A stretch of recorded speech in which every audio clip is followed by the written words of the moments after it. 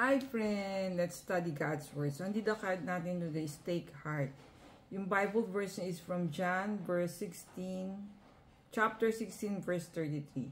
Here on earth, you will have many trials and sorrow, but take heart, because I have overcome the world. So, Jesus is the one talking here. So, yung story natin today is from Brother Aaron Gogna of Feast, Alabang. So, sabi niya, allow me to do two things to you. First, let me pinch you with the painful truth, life is tough. And second, that Christian life is even tougher. So, sabi niya, in this journey called life, we will face blessings with battles, pain, and peace, victories, and valleys. Jesus, instead of promising to remove troubles from my life, promises to give us peace and comfort in the midst of trials. So let me warm your heart with hope. Every problem has an expiry date. Yun naman pala yun, tatapos ang lahat. Though your problems may be lasting, they are not everlasting.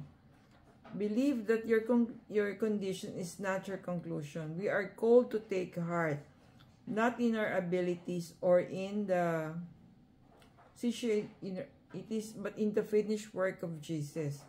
Jesus has already won, so will you.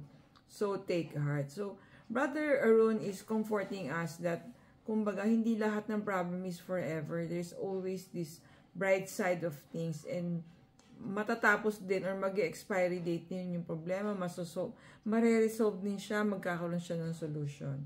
We will be free from pain, from sufferings, at mabibigyan tayo ng abundance and blessing ni Lord. So, ang reflection natin is, a Christ follower who never experienced affliction is like a soldier on a parade. So, yun, parang lahat tayo talaga.